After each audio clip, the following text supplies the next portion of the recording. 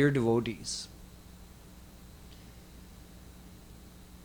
for the last couple of days, I've been taking you towards the understanding of what the true meaning of Dharm is. So we defined Dharm as that which is worthy of adopting by following a certain set of principles, thoughts, actions, and practices. You get a certain benefit. So Dharm is a set of guidelines that leads us towards Abhyudaya and Nishreyas.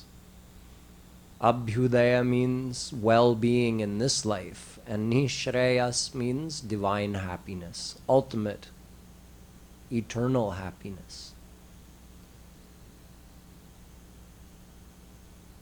Since we are a dual personality, our true self being the divine soul, and our temporary, not really true self being the body, but nonetheless we have both. Our true self inhabits this body. So we have two parts to our personality. And these two benefits of Dharm relate to our dual personality. The absolute happiness relates to our soul, and the temporary well-being in this world relates to our body. So actually, Dharm is split into two categories. One is called Paradharm, meaning the supreme Dharm that takes us to God and results in divine happiness. And Aparadharm, which means like a preparatory Dharm or a preliminary Dharm. That Dharm establishes a set of rules to live by in this world so that we'll have well-being, peace of mind, and harmony in the family and in the society. So in Hindi we can say Aparadharm इस संसार को चलाने के लिए है और परधर्म भगवान को पाने के लिए है. दो धर्म हैं क्योंकि हम दो और हमारे दो. शरीर का कौन है?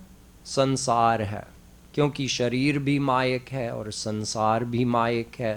तो शरीर की जितनी ज़रूरत सामान है वो सब संसार से मिलता है.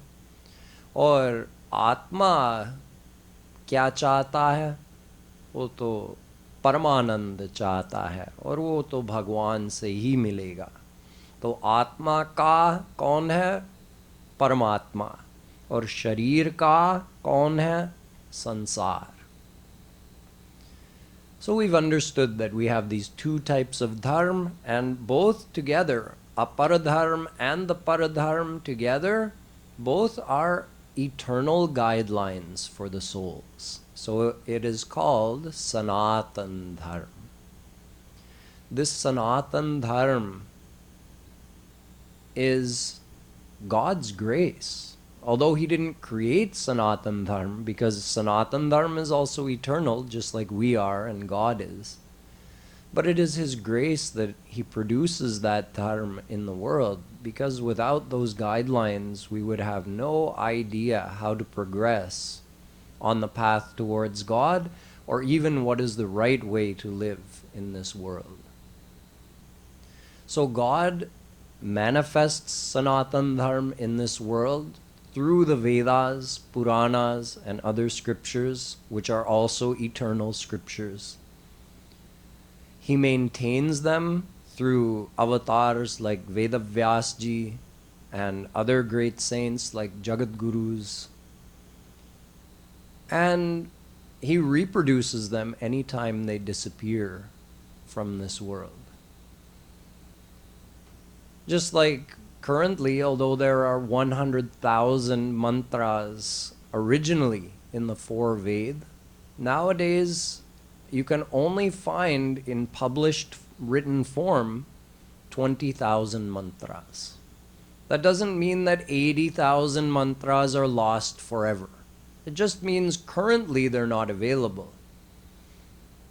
when required, through some saint or rishi or through Vedavyas, Bhagwan will again make those available whenever they're required. For now, in Kaliyug, whatever we have is more than enough for us. So, up till this point, we've understood basically what Dharm is, why it is so important, and what is the greatness of Sanatan Dharm, how it is here as a universal guidance for all souls to move towards goodness and to attain God. So this brings us to a couple of contradictory statements which I mentioned previously, which we have to resolve the confusion that may arise from these statements. First of all, in the Gita, Sarva dharman parityajya mamekam sharanam vraja aham tvam sarva papebhyo mokshayishyami ma shuchah. In this shlok, Shri Krishna is telling Arjun to leave dharma, sarva dharman, parityajya, leave all the dharmas. So this seems to be, it doesn't seem to make much sense. He does this srishti, he goes through all the process of revealing Vedas and other scriptures through Brahma and the rishis in order to manifest this dharma in the world so that souls have the guidance. And here he is at the end of the Gita, his final teaching to Arjuna is leave all the dharma. And in the Bhagavatam also he says, dharman santyajya, leave all the dharmas. Dharman santyajya yah sarvan mam bhajet sacha sattamah. The one who does that is the best devotee. So why is God saying this? In fact, if we look at some of the leelas from the time of Bhagwan Ram, his avatar, and from the time of Shri Krishna's avatar, we also find great divine personalities defying the laws of Dharma, which can also create confusion. See, Ram told, first of all, Lakshman. Who is Lakshman? Lakshman is another form of Ram himself. He told Lakshman, you stay here with father. He's going to have difficulty managing the kingdom now. He'll be in so much grief since I've gone to the jungle. He's elderly. Stay here and take care of him. Help him take care of the kingdom. Lakshmana said, Guru pitu matu na janau kau. Pita kaun? You're my pita. He defied Ram's order and defied the guidance of Dharma that tells us Matri Devo Bhava, Pitri Devo Bhava. Take care of your parents. Listen to what they say. Treat them as God themselves. He ignored that. Lakshman completely ignored that and said, no, you're my father. You're my guru. You're my mother. You're my everything. I'm going with you. Sita ji did something very similar. Ram said, no, you stay here. Look after your mother-in-laws. Take care of things over here. It will be very difficult in the jungle. Sita also said, nope. If you don't take me with you, when you come back, you won't find me alive. I can't live without you. She also, Jabardasti, joined Ram in the forest, both Lakshman and Sita. So if someone looks at that, they may start to wonder, well, isn't Ram Maryada Purushottam Brahm His whole reason for coming here is to establish Dharm. And his own family members are defying the guidelines of Dharm. The gopis, who are such a high class of saint that their foot dust is even sought after by Brahma. Shashti varsha sahasrani maya taptam tapah pura Nanda gopa brajastrinam padarenu palabdhaye. Brahma says, I did severe tap for 60,000 celestial years. Why so much effort? What were you trying to obtain? I was trying to get the foot dust of the gopis. That is how high of regard Brahma holds the gopis in. So these gopis must know Dharm. They must be great examples for the rest of the world if Brahma is holding them in such high esteem. Not only Brahma, great Jnani saints like Uddhav. Asamaho charana renu juhagvam swam vrindavane kimapi gulmalataushadhinam. After meeting the gopis, Uddhav came back to Mathura and had a request from Shri Krishna. Please let me be born as a small plant in Vrindavan, because the gopis walk around there, and when they walk, some of the dust from their feet will go in the air and land on me, and I'll be blessed by their foot dust. Bhagavatam tells this. So what could be the status of those gopis?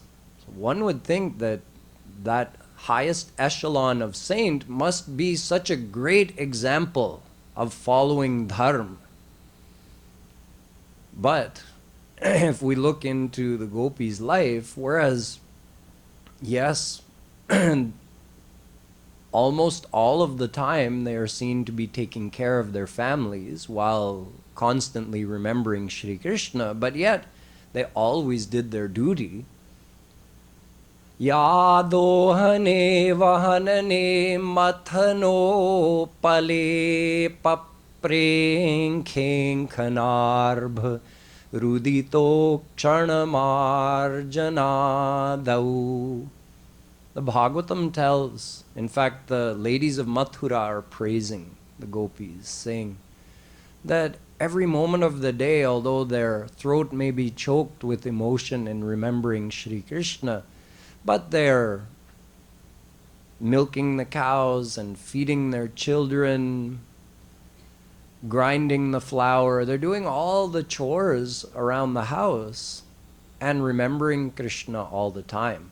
So although most of the time, almost all of the time, they were a perfect example of how to remember God while taking care of the family duties, we see some examples where they completely defy Dharm. Shri Krishna played on his murali to announce Maharaj, and it was night. All the gopis just ran out of their house in the middle of the night. Married gopis, unmarried gopis. Did they ask anyone's permission? Did they tell their mother-in-law where they're going? Did they ask their husband, I know it might be midnight, but can I go out in the jungle alone? No, just ran, leaving everything. Whatever they were doing, just dropped it and ran to Krishna in the middle of the night. So if someone doesn't know who Shri Krishna is, what will they say if they see all these ladies leaving their families in the middle of the night to go out in the jungle? They'll say these people have lost their mind. What are they doing? So it seems as if these great divine personalities, whether they be avatar of Bhagwan, like Sita and Lakshman, or whether they be the highest echelon of saints, like the gopis, we find evidence in their leelas that they are defying the teachings of Dharm. So why is this so? To understand this, we have to understand the outcome of the two types of Dharm.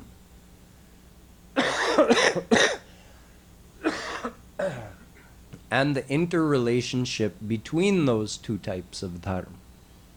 In other words, what does aparadharm give you? And what does paradharm give you? And how are the two related if you're trying to practice both? Aparadharm, these are all the guidelines for how to live in the world. Specifically, the highest goal that aparadharm could give you is entrance to Swarg. आपको स्वर्ग जाना है तो अपरधर्म का पूर्ण पालन करो.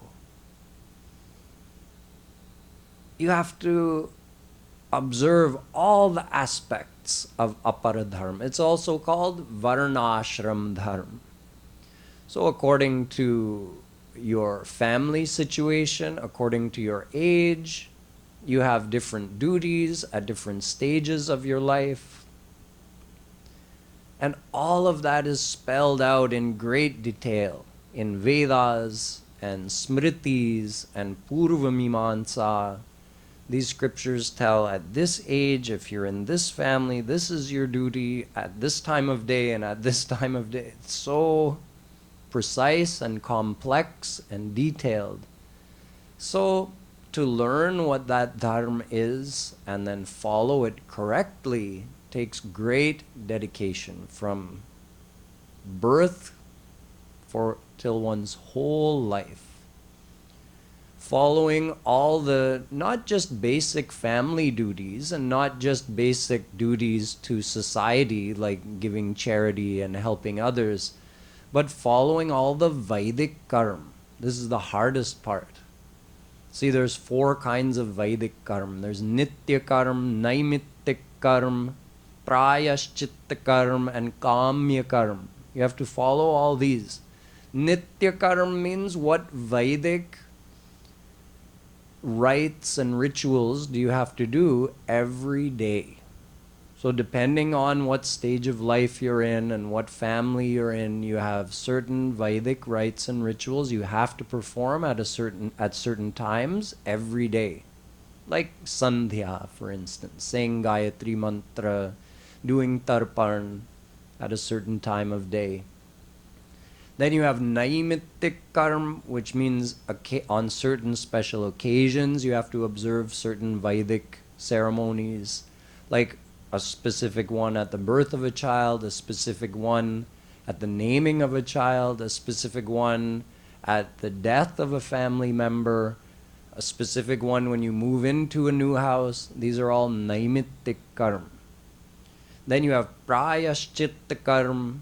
So if you've done any sin in this life and you're aware of it and you want to take care of that, clean that up now, then you follow some Prayashchit karma as recommended by Vedas for a specific sin. You have to do this kind of devotion, this kind of Vedic ceremony, this kind of charity. And then you have Kamya karma if you have a specific desire you want to get fulfilled. So all of these Vedic rituals, many of them require us to perform yajna, but whether it be yajna or any other type of Vedic ritual, they all require that they are practiced according to the 6 main rules of Vedic rituals. So they have to be done at the exact right time according to the Jyotish. They have to be performed by you get a proper Pandit to perform these for you. So the Pandit also has to be not only qualified but pure of mind and motivation. You, the one getting the ritual performed, also have to follow certain rules during the time that the rituals are being performed. The materials, the dravya that you're using, that also has to be acquired according to your dharma, with money that you earned only according to what's allowed according to your specific dharma. In addition to that,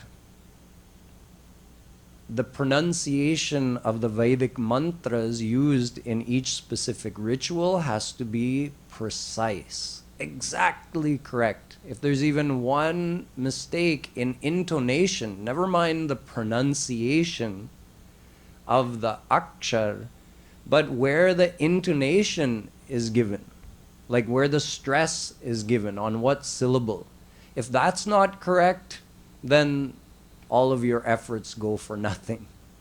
So we have all of these rules that have to be followed in the performance of this varnashram dharma.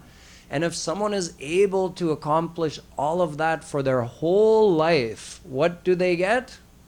They don't get nishreyas. That doesn't give the ultimate divine happiness. It doesn't give freedom from Maya, and it doesn't give God realization. What does it give? Swarg. At most, swarg. So, in fact, our Vedas tell us that if you think by just following the aparadharma, in other words, observing family duties, doing charity in the society, and observing all these Vedic requirements for the daily and occasional rituals, even if you do all of that, but you think that by doing this I'm going to get the ultimate thing, then you're a fool. Ishtapurtam manyamana varishtham nanyat shreyo vedayante pramudha nakasya pristhete sukrite nubhutvemam lokam hinataram vavishanti. Mundakopanishad says, if someone thinks there's nothing beyond what can be attained through the aparadharma, then they are pramudha.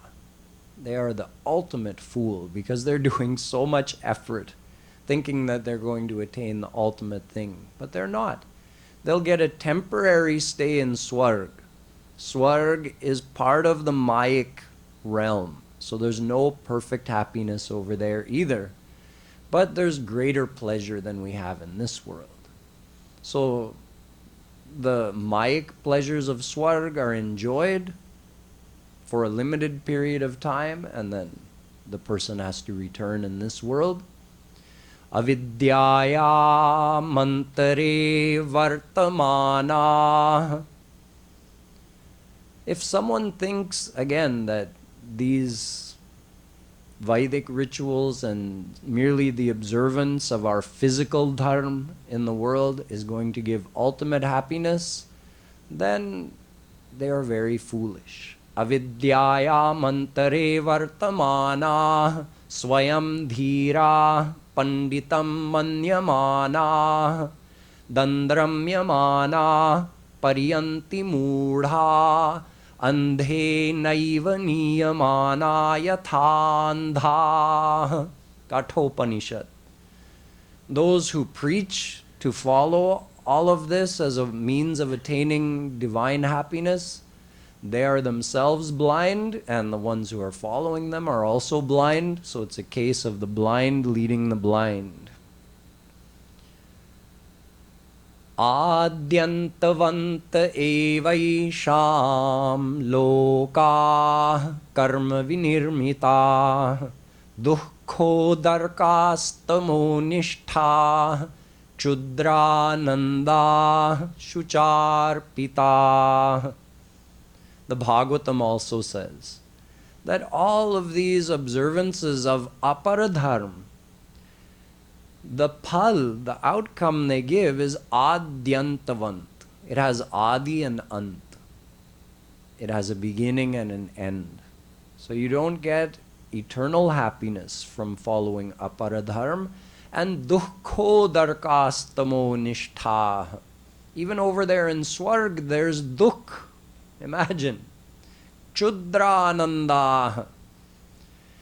First of all, that happiness is chudra. It's insignificant as compared to divine happiness. And the worry that this person has more pleasure than I have, even in Swarg, there are different levels, and the fear that one day this is going to end and I'm going to have to go back to having a physical body that gives me so much suffering. Over there in Swarg, at least there's no physical suffering. You have the same mental problems, but at least the physical suffering isn't there. I'm going to have to go back there, and I may hinataram vavishanti, I may be born as a dog or an ant or something, and how much suffering I'll have. So even while enjoying over there in Swarg, there's that worry and fear that, oh, this is going to end one day and I'll have to go back. So there's no perfect happiness in Swarg. Swargahu swalpa anta dukkhadai. Ramayan confirms the very same thing. So we understand the limitations of aparadharma, and this is what we normally call dharm, right? When someone refers to dharm, they're normally just referring to this aparadharma. They're not referring to the paradharma, which means attaching your mind to God for God realization. We don't normally call that as dharma. So we've understood the limitations of that aparadharma, the physical dharma that relates to living in the world. It has its limitations. And it also has its difficulties.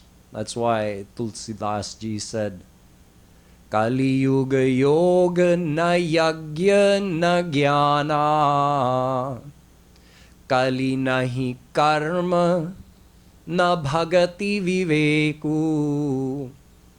Tulsidas ji says, in Kaliyug it's not possible to properly follow the path of yoga, the path of jnana, or the path of karma. And he said, even bhagati viveku, it means vaidhi bhakti, because in vaidhi bhakti you have to observe all the rules and regulations of that, all those Vedic karma. So it's simply not possible in Kaliyug to correctly follow and observe all of those rules. So this is the aparadharma. And what is paradharma? Paradharma, I've told you, is very simple. It means attaching your mind to God. Anytime you are joining your mind with Sri Krishna, you are following paradharma.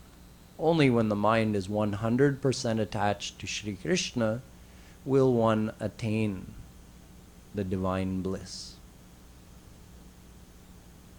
So why is Sri Krishna saying abandon all the dharma? Sarvadharman parityajya. See, he's not only saying abandon the dharma. I only explained part of the shlok. Sarvadharman parityajya mamekam sharanam vraja.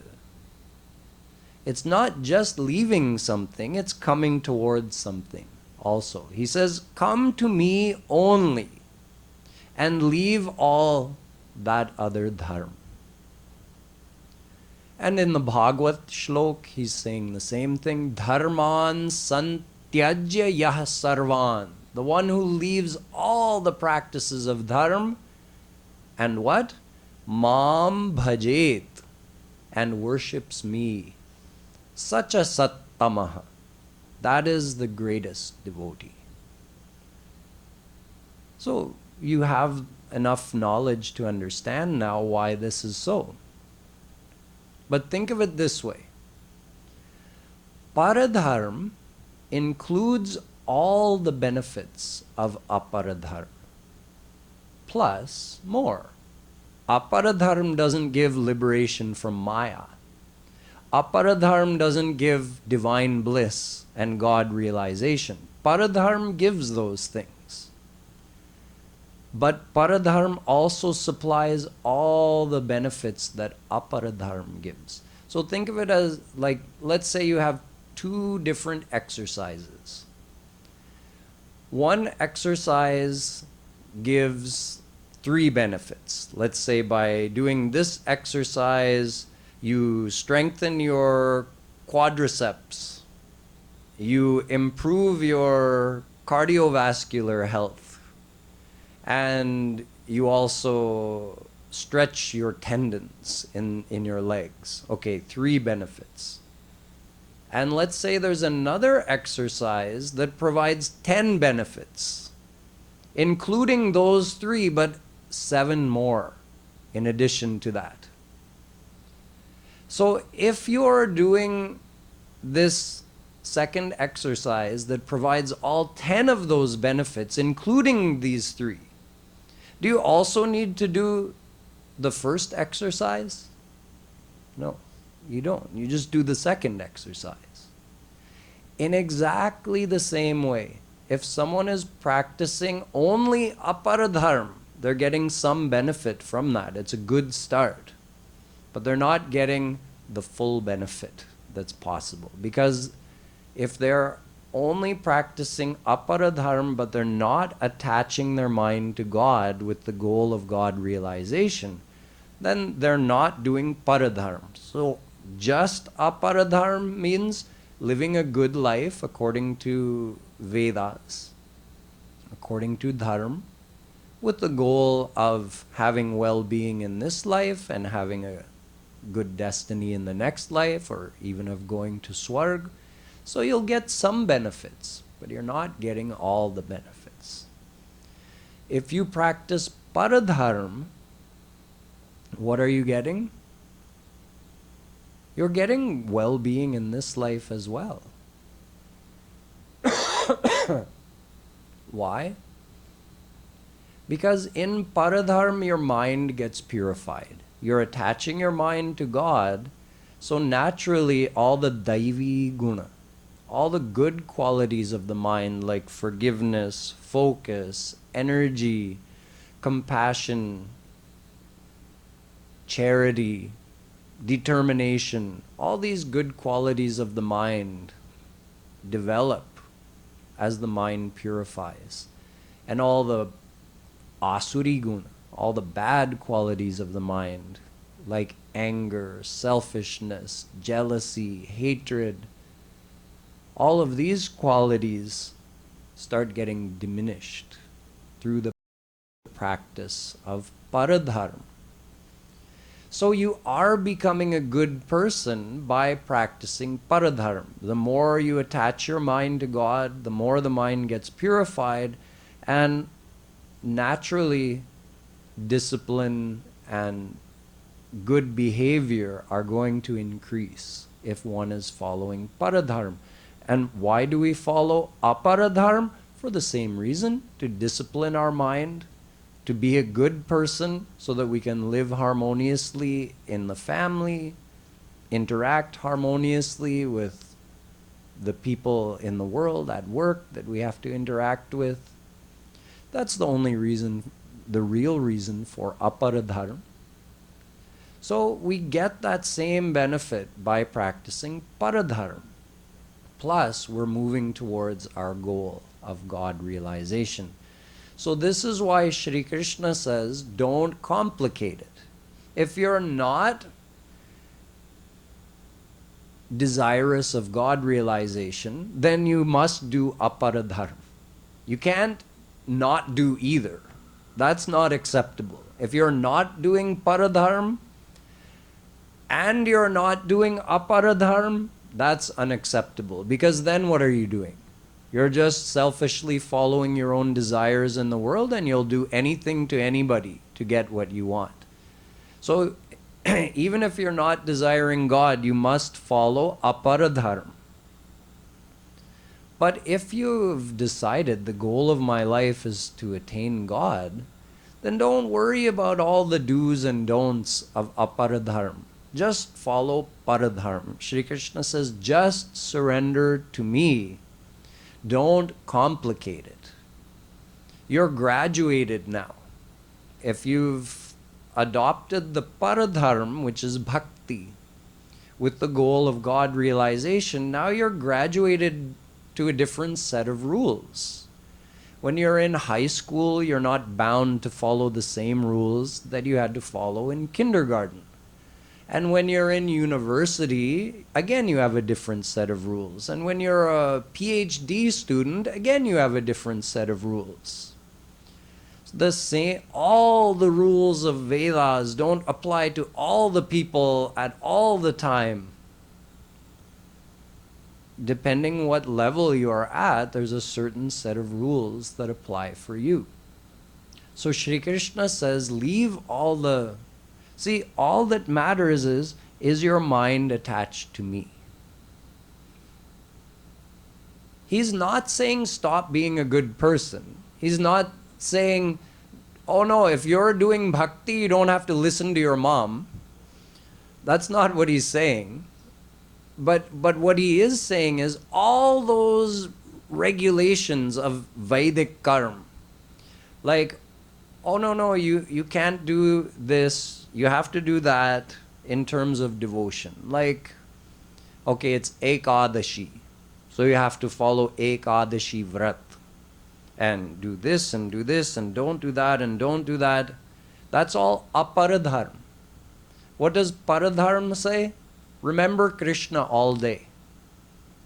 So Shri Krishna is saying, leave all those formalities. Leave all the formalities and just surrender your mind to me. So if some part of the aparadharma is helping or supporting you in remembering God, then include that. But if it's just a formality, it's something you're doing physically that's not helping you, or maybe it's even hindering you in remembering God, then abandon it. This is what Shri Krishna means. So paradharma takes priority. To whatever extent the aparadharma supports you in your progress in attaching your mind to God, to that extent you can make use of it, but you're not bound to make use of it. The aparadharma doesn't have priority over paradharma. It's the other way around. The aparadharma is there to support. So, for example, aparadharma tells us that we should behave a certain way in the family to maintain harmony, how to behave nicely with other people, how to be humble. Aparadharma teaches us all of this. Obviously, that's going to help our paradharma, right? If we behave in that way, we're humble, we're nice to others, we're forgiving, then that's going to help the harmony in the family, and that's going to support you in practicing paradharma, because your mind will be more free to be able to remember Radha and Krishna. So you see, when Shri Krishna is saying sarva dharman parityajya, he's not saying, okay, it's a free-for-all for you now. Just do whatever you want as long as your mind is in me. No, we still have to, exercise, eat right, behave properly, be a good person. We still have to do all of that. Otherwise, if we're not following that, how long are we going to keep following paradharma? We'll fall from that also. Oh, I'm not taking care of my body, I'm being mean to everybody in the family, mean to everybody around me. I'm just ignoring all the basic rules of good behavior or good health and balance in the world. I'm ignoring all of that, and I think that, I'm going towards God. That's not going to last for long, because your physical health will deteriorate, your relationships in this world will deteriorate, and all of that is going to start creating obstacles in your devotional path. So don't ever think that I'm saying, or Shri Krishna is saying, or Shree Kripalu Ji Maharaj is saying not to follow all of these common sense rules for good behavior and good living in the world. We're not saying to abandon that. But Shri Krishna is saying all of these practices and formalities that are taught in Vedas, abandon that and just come to me. Just do whatever helps increase your love for me, whatever helps you keep your mind in me. Observe this formality or that formality, that's neither here nor there for me. You do whatever you want if it helps you to remember me. So in terms of devotion, if you want to observe this formality or not observe that formality, Shri Krishna says, that's up to you. Mam ekam sharanam vraj. You have to know that surrendering your mind to me is it. Don't be surrendered to this practice or this formality. That's what he's saying. Leave all of that. Don't surrender to those things. Surrender to me. And the one who abandons all the worshipping formalities and just loves me, that is the top devotee. So now that we've gained this knowledge, we have the ability to understand why Sita and Lakshman and the gopis seemingly defied the rules of Dharm, but we'll save the resolution of that story for tomorrow. Boliye Vrindavan Bihari Lal Ki